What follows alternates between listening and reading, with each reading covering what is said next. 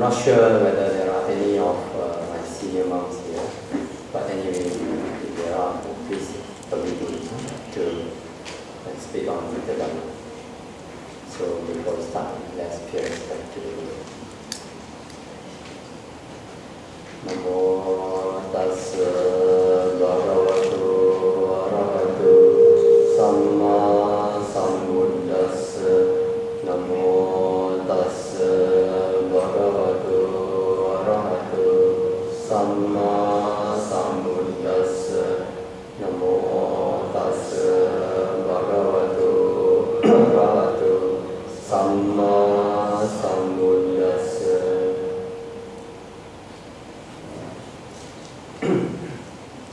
We're quite happy coming here. This is the first time I come to Samadhi Vihara, being a Malaysian myself and Malacca, so near to this place. And that is the first time I come. There is a sadhu for the invitation. And I was given the topic, my experience in teaching meditation. So I would like to share on this topic.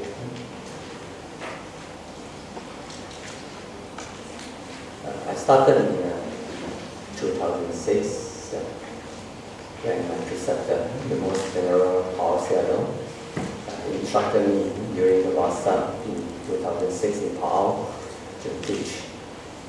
Actually, I was bent on further my practice, but anyway, since there's a request from Sayadaw, I thought it is good that I also, having received the benefit of the Dhamma, so it is good to share my teaching. So that's how I tried. So mainly, I was since 2006, I was concentrating in teaching meditation. Even though I realized that to spread the sasana, there are many other things. We also need to do something such as some welfare work and things. But meditation is a field which is so neglected, and so many of Buddhists are still not having the opportunity to be trained in meditation, in bhavana, and in the cultivation of mind. So that's why I focus mainly on meditation teaching. So we teach samatha meditation usually first, followed by vipassana meditation. And as we know, I guess all of you are familiar with the path of purification. Is samatha meditation enumerated in the Bodhi And we have 40 samatha meditation subjects. So we also teach, but mainly we focus, for beginners we always start with either anapanasati, mindfulness of breathing, or 4 elements meditation. This is it. But as time goes on, when we see some meditators, they may not be so easy to pick up on certain meditation subject. We also like to try others. For example, kasina. We have 10 kasinas, earth, water, fire, wind kasinas, and then the colors kasina, 4 colors kasina, and then the space kasina, light kasina, space kasina, all 10 kasinas. So sometimes certain meditators, they may find very difficult to practice anapanasati. We also let them try kasinas. And also the 4 Brahma Vihara, Metta, Karuna, Mudita, Upekkha. Yes, we also let them try on that.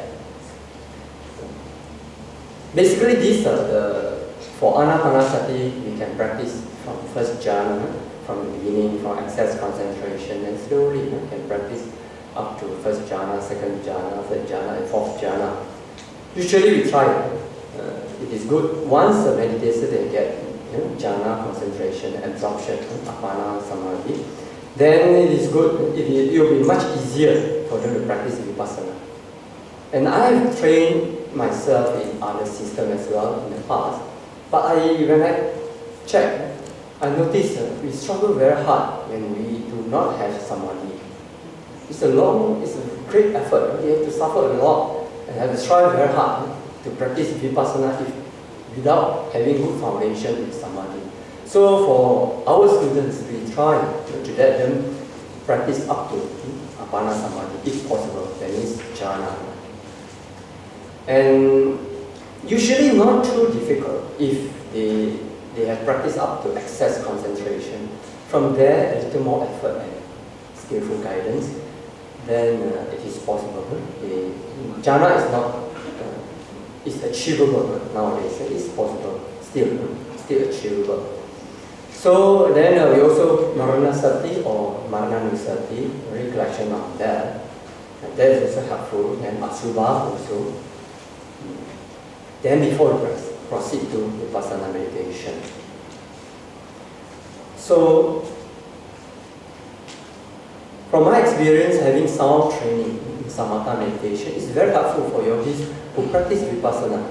For example, a yogi who emerges from fourth jhana, such as Anapanasati, fourth jhana, or white kasina, fourth jhana, which we commonly use, or light kasina, fourth jhana. After that, the mind produces very powerful light. Actually, the light comes even before jhana. But once a person attains up to fourth jhana, then the light of wisdom becomes very powerful and very stable, and very strong. So using the light of wisdom, we can penetrate ultimate realities of the 5 aggregates of clinging. We can develop deep insights stage by stage. As we know, these 5 aggregates of clinging is the first noble truth. In the Dhammacakkappavattana Sutta, you read, the Buddha said, Sankitena Panchuparana Khandha Dukkha. So, in short, the Buddha said suffering, the truth, noble truth of suffering. At first it says, birth, old age, sickness, death, and then associating with what we don't like, dissociating with what we like, and what we love, and not getting what we want. This is suffering. But the last part, the Buddha said. In short, the 5 aggregates of clinging is suffering. But what are these 5 aggregates of clinging? The first, we have rupa, we have this is materiality, and we have vedana, feeling, and then we have sanya, perception, and we have sankhara, formations, and we have vijnana, consciousness. What are these things? What are these things? And in order to penetrate, to understand these 5 aggregates of clinging, we need strong concentration. And with the help of light and wisdom, then we can shine. Like in a way, as if we are using a torchlight to shine, to see in the dark. You want to shine, you want to see something, you shine. So in the same way, our mind produces powerful light. We call light and wisdom. This we can shine. At the beginning, we shine on the internal, and later we shine on the external. Internal, at first, at the beginning, we see concepts. If you don't see ultimate reality, you see concepts like internal organs and body, heart, and all the 32 parts. Then later, if you are trained through the method of 4 elements meditation, up to a point, we can see ultimate reality. For example, if you use 4 elements meditation, you can see until your body, up to a point when you reach excess concentration, you can see until a point your body is like an ice cube or a crystal, something shiny, brilliant. And from there, some people with a past experience, they have a good parami, good training in the past. Naturally, it breaks into kalapas. Small particles, or subatomic particles. And in each kalapas, we have to analyze the elements. The earth, water, fire, wind, color, order, flavor, and then the nutriment. For example, we have at least 8. At least 8 rupa, we have that. The nutriment, oja, we say, in Pali. So we can analyze. To break down, why we want to do this? We have to break down the compactness. It's a compactness in our mind that we hold things to be something solid. But when we break down compactness with the light of wisdom, we see all goes into ultimate reality. Even the kalapa is concept. You have to break down the kalapa level. Even the kalapa is a small subatomic particle, which is the smallest unit, unbreakable unit. Even you go down to that level, it is a concept. So you have to break down and see the ultimate reality. And then after that, we work on it. Anicca, dukkha, anatta. We can practice that. So in order to practice this, we need to have deep concentration. Because without concentration, how can our naked eye see so great details? And that's the important thing. When we have this, we break down into this great detail. At first, we see the ultimate reality. Secondly, the mind that is capable of breaking down ultimate reality, to see to the ultimate reality, that mind is very powerful. So with a very powerful mind facing very ultimate realities, then the impact on the mind is very powerful. The impact on the mind, it works on our purification. As you know, many people have this experience. Well, I know Dhamma. I know Dhamma. I know Anicca, Dukkha, Anatta. I know, I see the leaves falling. I know Anicca, Dukkha, Anatta. I see my grandfathers, grandmothers passing away. I feel the pain, I see. But I still cannot let go. Why? Why? Because the mind has not seen enough. We say we understand, but we don't understand enough. So because of that, the Buddha come up with this powerful training of requiring us to achieve samadhi before we develop that kind of panya, bhavana maya panya. The panya, the wisdom, that doesn't arise out of thinking, hearing, but arise out of penetration, direct insight into reality. This kind of wisdom we need in order to achieve purification, deep level of purification, which can eradicate our latent defilements. That is why we need strong concentration. And not only we need to understand rupa, our body, we need to understand nama. This nama, in the classification of 5 aggregates of clinging, there is this Vedana, Sanya, Sankhara, and Vijnana. These 4 aggregates comes under the category of nama. So, what is this nama? It's just consciousness and mental states, citta, cetasika. And if you understand Abhidharma, actually, Abhidharma is not meant for theory. It is meant for experience. So, let me branch out a little bit, divert a little bit from here. When I first met Paul Sayadaw in the year 1995, I have a lot of questions. Sayadaw, you are teaching about this Abhidharma stuff. Is it possible? My teacher told me it's not possible to experience it. Then Paul Sayadaw told me, very simple, one word, one sentence. He said, the Buddha's teachings are meant for the disciples to realize only. That simple words gave me strong impact on my mind. The Buddha did not teach for theory and for study, but the Buddha teaches, and the Buddha taught those days, for our realization of Nibbana only, for the liberation from the samsara only, not for only scholastic interest, but for our purification, for our cessation of suffering. So they gave me very deep impact. Then later I realized, it's true, that all this teaching, this systematic teaching, given in Abhidharma, are meant for realization. It's not for theory. Abhidharma is not theory. Abhidharma is meant for realization. And we have to practice until we see Abhidharma here, within. This is very important. So with that, for example, you have to see Nama, consciousness. What is consciousness? Without penetrating, without breaking down the compactness of continuity, we think we have a mind, we think we have a soul.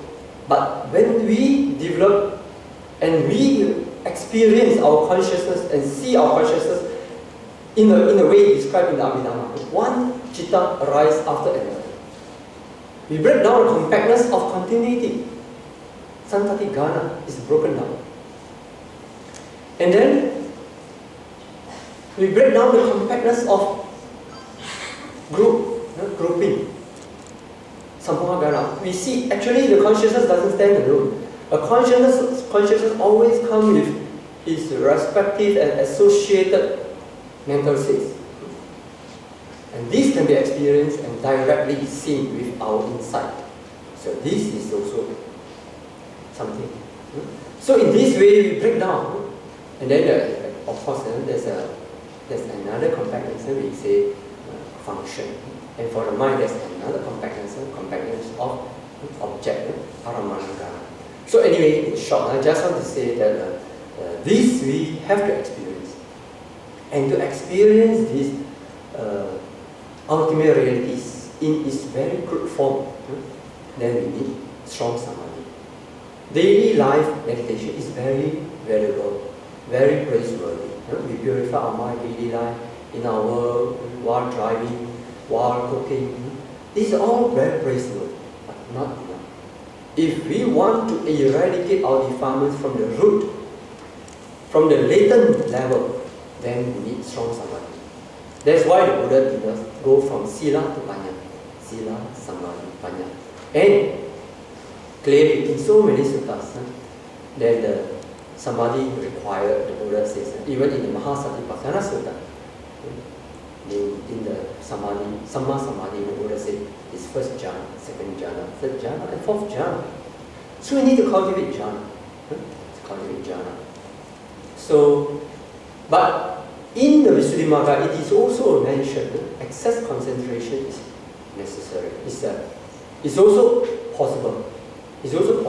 But still we need to use excess concentration, upachara samadhi, to break down the ultimate realities. So that's the reason, just briefly explain why we need to develop light and wisdom in order to see the first noble truth, 5 aggregates of clinging. Because it is not enough to see dukkha, the obvious suffering that we can see, old age, sickness and death. We need to see also viparinama dukkha, the dukkha inherent in happiness, in every phenomenon inherent, the latent, the potential to change. Even while we are feeling happy, very happy today, but there is viparinama dukkha because it is changing. Because of the change, we call it, this is the suffering because of the change. And then not enough. If we only understand viparinama dukkha, we don't get liberation. We have to understand sankhara dukkha. So this is the thing that we need to understand if we want to find the way out of liberation,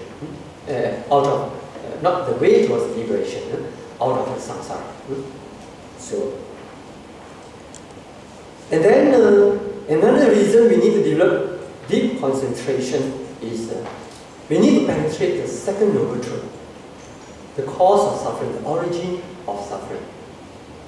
The origin of suffering is basically paticca samuppada, dependent origination. Without understanding dependent origination, the Buddha said it is impossible one can find a way to be free from suffering. No liberation can come if we do not understand Four Noble Truths. So the second noble truth, paticca samuppada, which comes from past, we have to see 3 time frame, present, past and future. And this past comes from not only past and past lives. Avijja, pacca, sankhara. This is the past. Sankhara, pacca, vijnana. Vijnana, the first time when we will get born into this life. Then the vijnana, we see. Then after that, one after another comes along with vijnana.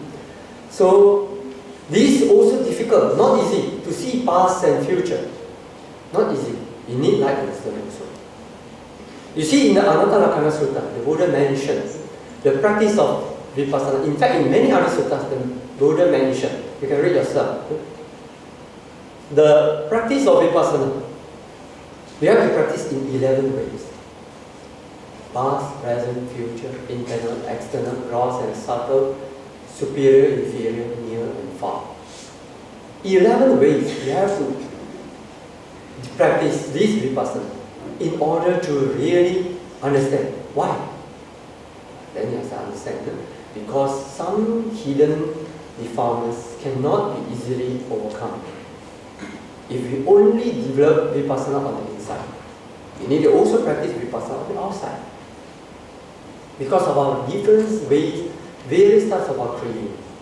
So to eradicate all craving, we have to see all types of phenomena until we get, how you call it? You may use the word despair. That means you give up false hope towards what is actually hopeless. This is very important. If we do not give up false hope towards what is hopeless, then something within, hidden in our mind, we still hold on.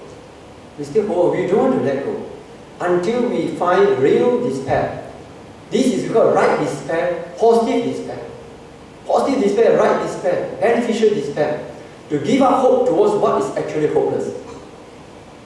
Because we still feel there's some I in within.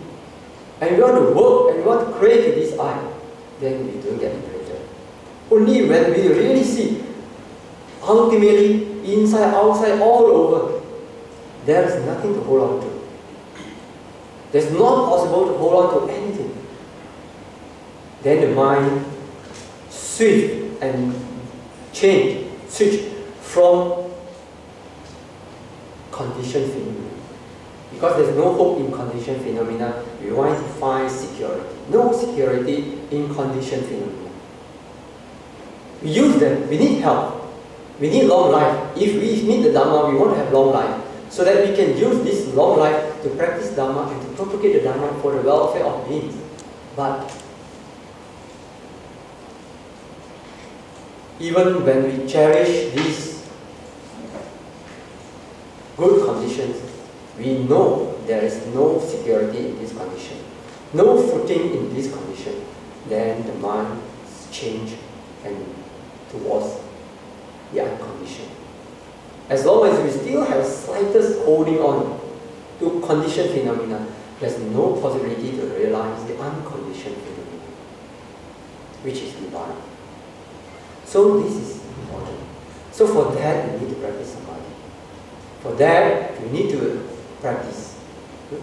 Because this first noble truth and the second noble truth, they are the objects of vipassana.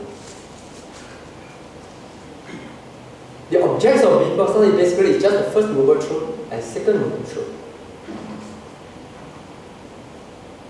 So you can ready yourself. And this is very helpful. The basic suttas, the first sutta, Dhammacakkappavattana Sutta, the second sutta, Anatta Lakkhana Sutta. Very important. Just the first two suttas the Buddha already mentioned, already show the way towards liberation. But for the 5 bhikkhus, the first 5 bhikkhus, they are not ordinary bhikkhus. They are bhikkhus with, when they became arahant, they are accomplished, fulfilled with the 4 Patisambhida jhana. So such bhikkhus, they have practiced a lot of samadhi, a lot of panya, a lot of vipassana in the past. People who have never trained in samatha and vipassana, it's not possible end up suddenly and achieve Patisambhida jhana. So those arahants who have come to this attainment, they have a lot of parami. So you see their mind very pure. Just see when the 5 bhikkhus, why they left the bodhisattva? Because the bodhisattvas gave up the extreme self-mortification only. And even then, the bodhisattva suffered so much, so hungry, and he decided this is not the way he changed. He took a little food, but the 5 bhikkhus thought, oh, this is degrading. He's not practicing anymore, not searching for truth. Then he left. Such mind, very sincere. But they are misunderstanding, but very sincere. Because they thought, to search for the truth, we must not give up even if we die. Such mind, very sincere, very pure, but wrong understanding towards the bodhisattva only. So you see, their mind very pure. And in fact, it is very safe to say that they have some good, very good sila and good samadhi. So the Buddha straight away can teach Four Noble Truths. For some disciples who have good parami, the Buddha straight go into Four Noble Truths.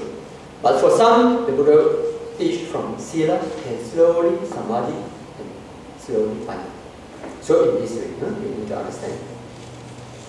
So once the yogi succeeds in developing deep concentration, from excess concentration up to absorption concentration, or jhana in one meditation subject, it will not be difficult for him to proceed to master other meditation subjects. So not too difficult. Some people ask, oh Bhante, why you teach so much? Why you want me to practice 10 kasina? I don't want. I want to quickly practice vipassana. I said, well, be patient. You have worked so hard, maybe a few months to get first jhana.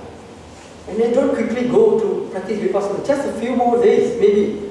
After first jhana, with skillful training, maybe days or weeks, you can come up to fourth jhana. Not too difficult. Not too difficult. And then after that, after you have get one fourth jhana, then basically it's the same. It's just changing object. From one object you change another object. From one kasina you change another kasina. Some people can finish it in 1 day or 2 days or 3 days. From one you change it.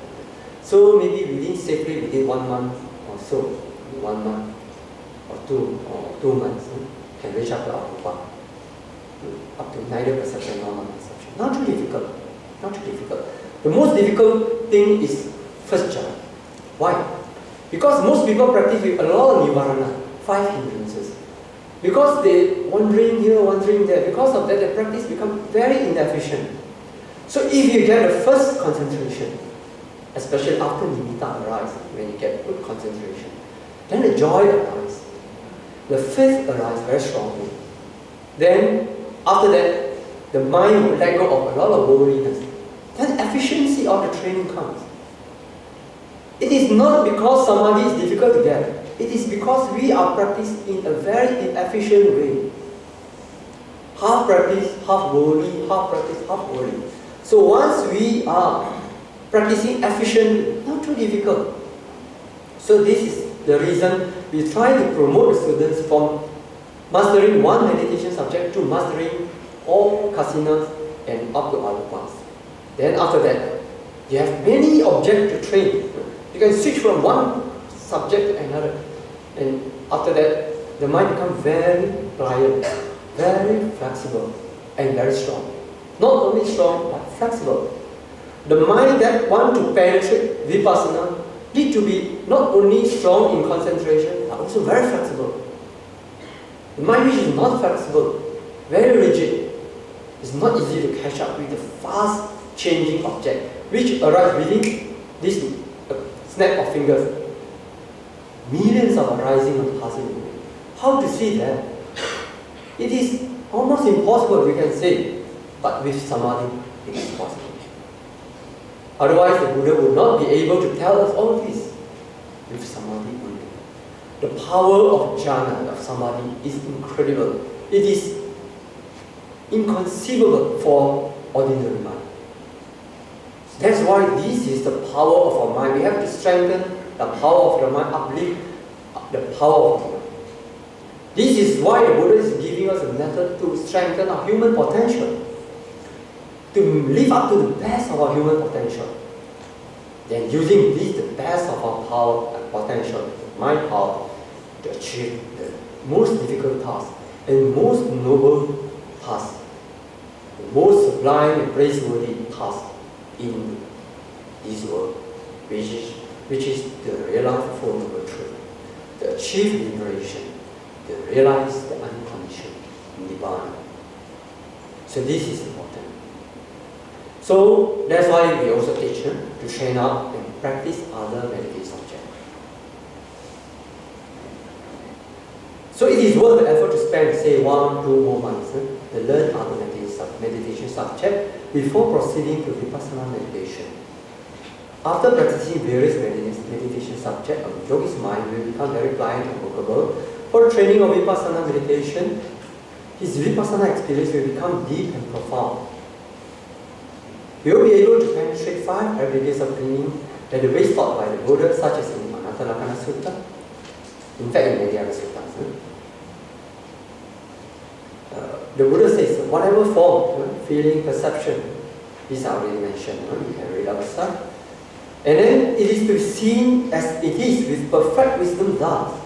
That is not mine. I'm not that. That's not myself. And that's to break down our DD, our wrong views, our craving, our tanha, and our mana, our pride. Basically, papancha. Such instruction of the Buddha, which we encounter in so many suttas, which many of us conceive to be incredible, becomes possible to apply if we develop concentration. Okay, another we have read out, dependent origination, and then to penetrate. After that, after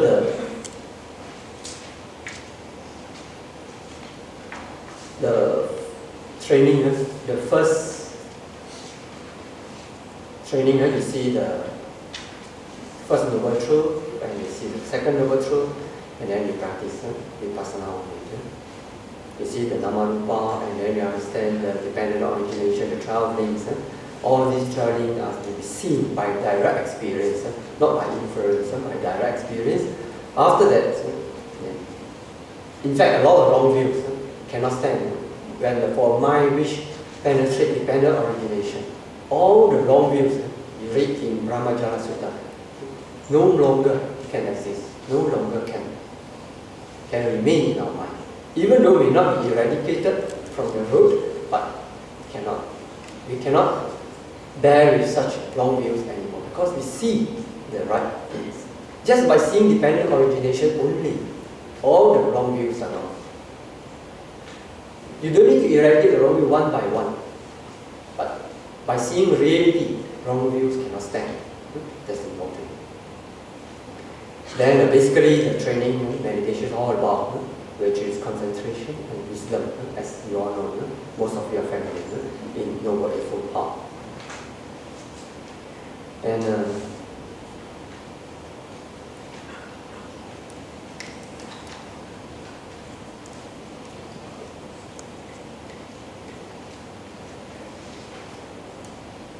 I guess a lot of things we cannot mention enough. It is all given in the books, and you can read out in the website. You can read out. Either you can read, just type in Pao Sayadaw, or type in Bodhi, I don't know about Bodhi Mangala, the Chinese name to Bodhi comes up, or the website. You can read many links. You can read out if you like. So I was thinking when I came, I was thinking, I have only half an hour. What should I say? Rather than, you want to explain everything about the meditation method and everything, so much to tell. It's just to mention a few which is important for you. And I was thinking, always important that whenever I give a talk, it is important that when you go back and you leave from here, you should benefit, get some benefit for your life. So for that reason, I will say something basic, very useful and down to earth, and hopefully you will benefit your search for truth. First is, in the training, I noticed a lot of things, many common mistakes that truth seekers they make. So I will mention. One is exercising for health. Many people think this meditation is only for the mind, so they neglect the health. But an unhealthy mind is not easy to meditate. It requires tough training, a very strong mind to really to be above the body. Not so easy. Even for myself now, while I'm teaching meditation, I find I have not come to the level where my mind is fully 100% above the body. Not easy. Sometimes when we feel sick and weak, our level of concentration also comes down. Not easy to maintain very, very high level where we get very tired. So strong, robust health, very important. So you can read out. So I will suggest a few ways that you can read yourself to maintain your health. And living and practicing close to nature. And nowadays you hear this criticism. Why these people go to the forest to practice? Why do you want to stay far away from the people? I think this is a criticism. They criticize the forest monks. You have to be careful with the karma you say. Why? Read up what the Buddha's advice to the monk and to the people. Try to stay close to nature, in the forest. And now with scientific discovery, you know the air in the forest is very conducive for our to get the peace of our minds. So for example, when I established a monastery in Himalaya, in Nepal, some of the devotees, they ask me, why, Bhante, we spend so much money and to go so far to practice. We can practice here, back in Kuching, in our monastery. We get good food. But I say, no, it's different. Try yourself. You go to Himalaya and you practice the energy.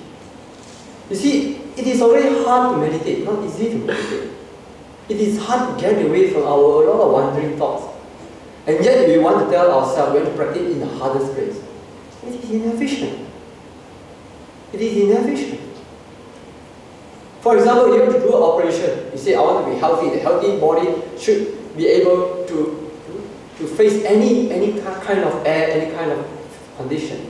But if you are undergoing an operation, you go to operation theater, right? You don't do operation in the open. Why? You give the best protection so that we can recover our health in the most efficient way. So same. So I told them, let's put aside theory, just try it out. So I bring them for a Himalayan trip. So they realize it's different.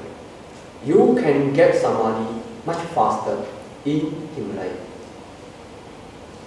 Then after that, you learn the mastery. After you learn the mastery of concentration, okay, good, you come back. You come back and you practice under any condition, then good. Because it is mentioned that an intelligent yogi can practice anywhere. It is true.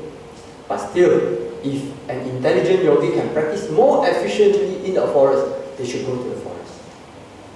And after that, when you come out to preach, you have to train yourself. Of course, when we preach, we face a lot of people's problems, and sometimes they come with their seen and unseen forces that we have to deal with. We have to bear up with that when we teach. But if at that time, your forest training comes to help. We are not saying that you need to stay in forest forever and don't come out to teach. We also come into town to teach. But when you practice, use the best environment, the best help, the best tool, and you practice. Just like the Buddha, when he sat under the Bodhi tree, he sit here, not suitable, here, until he sat at a place facing the east. Why? There is some magnetic field that beneficial for the practice. And all the Buddhas, they always attain in the best time. Before the moon fall down, and then when the sun just rises. Something to do with the environmental energy. When the human mind, everything, internally, externally, all the energy work in the most efficient way, in the best balance. And then that is the time we get a breakthrough. But after that, you don't need that anymore. Or you may not need it so much anymore. So this is very important. So we should put aside all the wrong notions which go against the teaching of the Buddha. The Buddha said, go to the forest. The Buddha encouraged going to the forest and trade. Make best use of nature. That's how to say. And you can read up yourself. Minimizing socialization. No doubt, we need to help people. We need to practice our compassion. After practicing seclusion a long time, and we get all the benefit of the Dhamma, and we don't care for the world out there, it's not right. That is the reason the Buddha wants a monk to go for Pindapata. The Buddha did not allow the monk to store up food. There is a wisdom there. There is a good relationship between the four groups of people, of disciples, the monks, nuns, and then the upasakas and upasikas. This relationship we need to maintain. We teach, we help, but while we are practicing, try not to do that. A lot of socialization is no good. It produces a lot of worldly mind. When we are strong, yes, like the Buddha. When the Buddha teaches, and when he taught at that time, even when he met a lot of people, he still stayed in seclusion. How? When people say sadhu, after he preached sadhu, sadhu, sadhu, while saying sadhu, he entered into Nirodha Samapatti. And after that, after the sadhu, he emerged from there. This was the power of the Buddha and many of the great disciples during the Buddha's time. So with this ability, with this mastery, no problem. But while we are practicing, don't give ourselves a lot of burden. It's already enough, it's difficult enough to train in Sila Samadhi, especially Samadhi and Panya. So let's minimize our hindrances and get the best we can and get a mastery, and after that we can test our mastery if we want anyway. Okay, no? Then discard mental limitation. This is not possible, that is not possible, and this is very dangerous. And this is karma itself, no good. From my experience, if I teach my students, if they tell, oh Bhante, it is not possible, it is not possible, I tell you, it becomes really impossible. We should not say it is not possible when it is considered possible by the Buddha. We must not misrepresent the Buddha. And we must not say it is impossible for me also. This is mental limitation. We should discard. We should practice as if every sitting is an occasion for realization, for enlightenment. As if every sitting is getting jhana. Every sitting you're likely, this sitting you may get enlightenment. This kind of spirit you should have. If you can practice like that, I will consider, okay, good. You don't have a lot of mental limitation. Otherwise, if you think, oh, this is not possible, this is not possible, then something, the mind is very subtle. Something pulling back your leg, pulling your back, pulling you back while you're practicing. Something. If you are careful enough, you can notice that something. It is pulling you back. So try, not practice. And you read out yourself. I will go into details. What is already given there, I will read. Briefly, I mentioned go through the short because we started late, so allow me a little time. Inclining towards simplicity. Okay. Let's incline your mind, be simple. Try not to look for sophisticated ways to get concentration. Incline your mind for simplicity. And allow happiness and joy in the practice. And I have explained, you can read out this. Some people they say, oh, life is suffering. Why should I be happy? Why good morning? There's one person, you tell him, oh, good morning. He say, oh, no, good morning. Every day is suffering. No, the Buddha says the Buddha is the happiest person in the world. So we must allow ourselves happiness and joy. Actually, by having a lot of stress, giving a lot of suffering to our mind, it doesn't make us closer to Nibbana. You look at a lot of patients in the hospital, are they closer to Nibbana? No. In fact, a person who understands suffering more, he will be happier. Only when we do not understand suffering, we suffer. When we understand suffering, we don't suffer. You can experience that for yourself. When you practice vipassana, you know. The more you understand anicca, dukkha, anatta, the freer your mind it is. Then you get happier in your life. So this is you can find. Balancing emotions with Brahma Vihara practice. In fact, this is nowadays people are talking about emotional intelligence. Yes, it's very important. People who have a lot of emotional intelligence, they usually, I find them to be better yogi and easier to teach. They don't get hurt so easily. A person who gets hurt very easily cannot practice love. And in love, in our Buddhist context, love basically means metta, karuna, mudita, and supported by upekkha. If you don't have enough upekkha, your love will be very easy to be shattered. You suffer. You suffer for loving people. If you suffer for loving others, then very difficult to maintain that love. Very difficult to measureless love. So this is very important. Balancing emotions, EQ is very important. And I think the Buddha already gave us the best EQ training. That's Brahma Vihara. The Buddha doesn't only teach love. Metta, karuna, mudita. The Buddha teaches upekkha also, equanimity. That is the foundation of our love. And you can experience that for yourself. And cultivating the habit of self-motivation. That's very important. I notice many of my students, they always depend on me. Whenever I'm around, they are very diligent. When I'm not around, I tell you, very difficult. Sometimes they find no motivation. So I tell them, no, you cannot depend on the teacher. We teach the students to be free from dependence on us. We lead for our people to be free from dependence on us. That is the real teaching and leadership. We have to teach in this way. We have to emulate the Buddha's example. So in this way, I think one important thing to make a yogi independent is self-motivation. They must know how to motivate themselves. So please read out and then how to motivate ourselves. And then maybe if we talk about experience, it is necessary to mention, actually we also face some difficulties in teaching, and I've learned since we started to sit down in 2008, for the past 4 years, we have a number actually of monks and nuns all together. I don't know how many already, maybe monks and nuns, 50, 60 over 70, 70s over, some overseas, some here. So basically they have I've seen all various difficulties my students encounter, and I also have a lot of beginning difficulties, especially in teaching female, because I don't know how to deal with emotions those days. And then I learned, and then I find that slowly with more experience, because it's not easy to understand the opposite sex, but slowly with more experience, slowly we can teach better. So that I can read out. And then I also noticed one thing is in meditation problems that faced by the yogis, and also many problems faced by our life.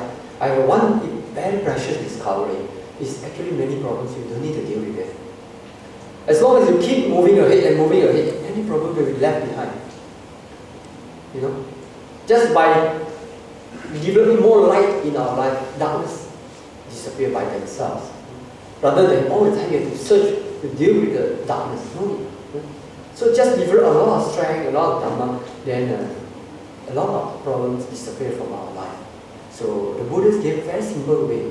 So if we are faithful enough, then instead of creating a lot of modern ways and new ways, actually the mind is always the mind. The ancient mind and modern mind, the Chitta Niyama, the fixed rule for the mind is basically the same. So we just practice and to understand the mind, then we can solve a lot of human problems. So in teaching and leading, same. So you can read up yourself. I will not read up. And also other difficulties in propagating. And so as the time is up, I will go too long. And please read up. And anything you find, you have to share with us any suggestion. You can also give. And if not enough time, in future, I hope sometimes you can send an email to us. And then that's the reason I put a website there. And from there, you can find our emails and you can give a suggestion. Or you're welcome to share, to join us and share with us, or enlighten us on the various aspects of the Dhamma and propagation of Dhamma.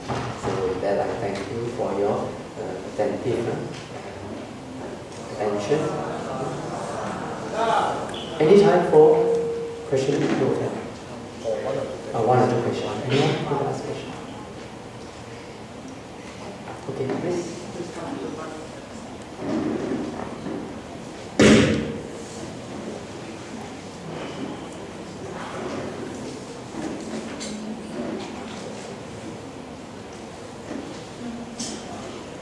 My question is, in the last paragraph you mentioned about the second last, the last page.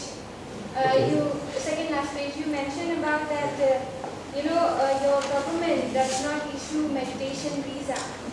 So my question is like, how you gonna teach meditation who are non-Buddhist?